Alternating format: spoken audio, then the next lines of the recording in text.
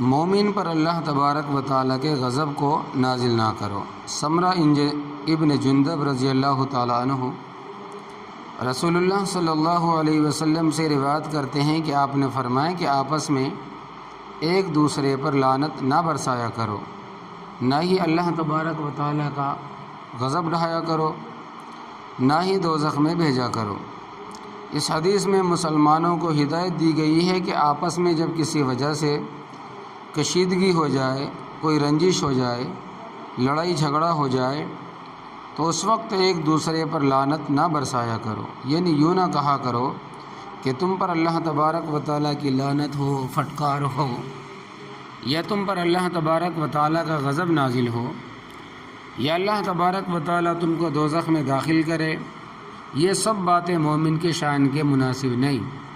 ایمان تو امن و امان، خیر و بھلائی اور خیر خواہی کا مذہب ہے۔ دوسروں کو اللہ تبارک و تعالیٰ کی رحمت سے محروم کرنے والا خود ہی محروم ہے۔ حضرت جندب رضی اللہ تعالیٰ عنہ رسول اللہ صلی اللہ علیہ وسلم سے روایت کرتے ہیں کہ ایک شخص نے اللہ کی قسم کھا کر کہا، اللہ تبارک و تعالیٰ فلاں شخص کو نہیں بخشے گا۔ تو اللہ تبارک و تعالیٰ نے فرمایا کہ یہ کون ہے جو مجھ پر قسم کھا رہا ہے کہ میں فلاں کو نہیں بخشوں گا؟ جب میں نے فلاں کو بخشا اور تیرے عمل اکارت کیے، تیرے عمل کو میں نے برباد کیا۔ راوی کو تردد ہے کہ یا اس کے مشابہ کو اور جملہ فرمایا ہو، اور ایک روایت میں ہے کہ جس بندے کی اللہ تبارک و تعالیٰ دنیا میں پردہ پوشی فرمائے، جس بندے کی اللہ تبارک و تعالیٰ دنیا میں پردہ پوشی فرمائے، امید ہے کہ آخرت میں بھی ضرور اس کی پردہ پوشی کرے گا۔ اس حدیث کو مسلم نے روایت کیا ہے۔ زبان کی بد احتیاطی سے ایک عابد جہنم رسید ہو گیا۔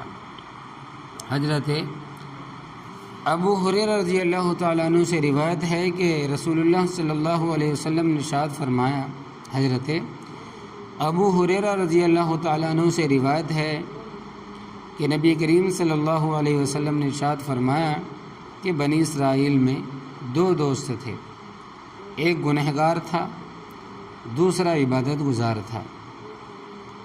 یہ اس گنہگار سے کہا کرتا تھا کہ گناہ مت کیا کر۔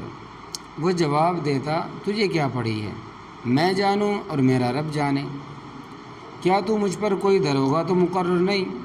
اسے غصہ آیا اور اللہ تبارک و تعالیٰ کی قسم کھا کر کہا، جا، اللہ تیری مغفرت نہیں کرے گا اور نہ تجھے اپنی جنت میں داخل کرے گا۔ فرماتے ہیں کہ اسی وقت اللہ تبارک و تعالیٰ نے موت کا فرشتہ بھیجا، اس نے دونوں کی روح کو قبض کر لی۔ جب اللہ تبارک و تعالیٰ کے دربار میں دونوں کی پیشی ہوئی تو پہلے عبادت گزار کی طرف مخاطب ہو کر فرمایا، کیا تجھے میرا علم تھا؟ یہ میری قدرت میں دخل تھا۔ اور گنہگار سے حکم ہوا، جا، میری رحمت سے جنت میں داخل ہو جا، اور عبادت گزار کے لیے حکم ہوا کہ اس کو جہنم میں لے کر جاؤ۔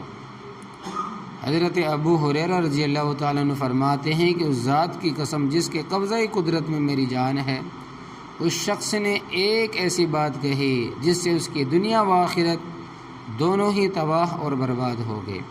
اس روایت کو ابو داؤد نے نقل کیا ہے۔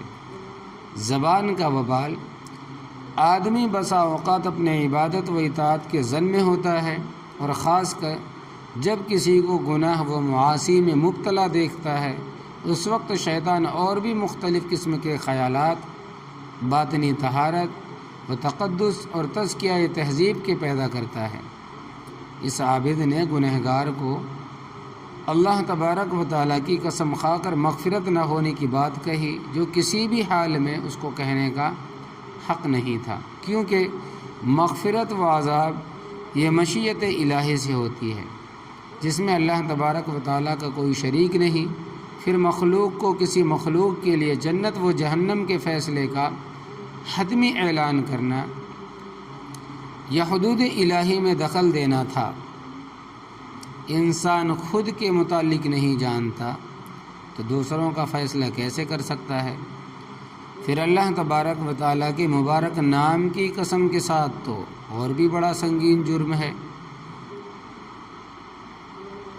تو اس وجہ سے کسی کے اوپر لعنت بھیجنا، کسی کے بارے میں کہنا کہ اللہ تجھے معاف نہیں کرے گا، اللہ تبارک و تعالیٰ تجھے جنت میں نہیں ڈالے گا، تو کافر ہے، فلاں ہے، وہ ہے، کسی کے بارے میں بھی نہیں کہنا چاہیے۔ نہ جانے اللہ تبارک و تعالیٰ ہو سکتا ہے کہ وہ کافر ہے، کب اس کو ہدایت دے دے وہ مسلمان ہو جائے، گنہگار ہے، ہو سکتا ہے کہ اللہ تبارک و تعالیٰ توبہ کا ہدایت دے دے، توبہ استغفار کر لے اور نیک بندہ بن جائے۔